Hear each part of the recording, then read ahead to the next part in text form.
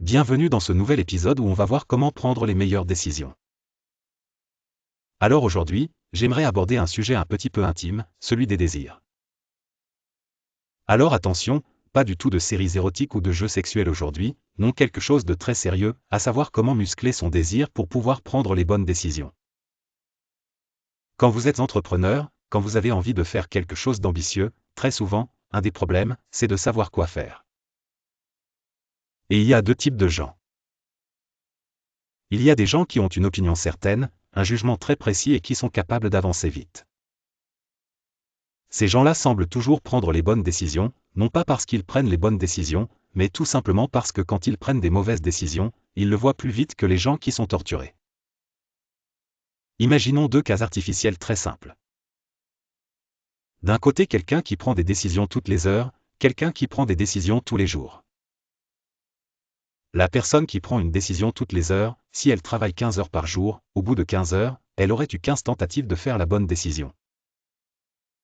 Alors que la bonne personne qui prend une décision par jour, même si sa probabilité de décision est plus forte parce qu'il a pris son temps, parce qu'il a réfléchi, à la fin, le nombre de bonnes décisions qu'il prendra sera toujours inférieur à celui qui s'est décidé vite, qui s'est décisif.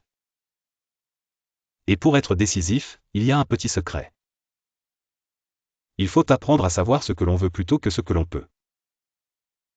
Tout le monde est obsédé par qu'est-ce qu'on peut faire, c'est quoi la meilleure option, c'est quoi le choix, c'est quoi les pros et les cons, c'est quoi tout ce que je peux prendre en compte pour prendre ma décision. Le problème, c'est que ce qu'on peut faire est infini. Alors ce qu'on veut faire peut être très limité. Apprenez à renforcer vos désirs et à travailler le désir comme un muscle, à savoir que comme tout éteint le désir comme un muscle, à savoir que comme tout instrument de jugement, plus vous l'exercez et plus il sera de qualité. Le désir est un guide qui a très mauvaise presse, qui est méprisé et pourtant c'est celui qui peut amener à faire de grandes choses. Donc mon conseil est très simple. Posez-vous plus la question qu'est-ce que je peux faire, mais qu'est-ce que je veux faire? Et si vous n'avez pas une réponse claire à cette question, tout simplement faites des choses au hasard pour apprendre ce que vous ne voulez pas faire.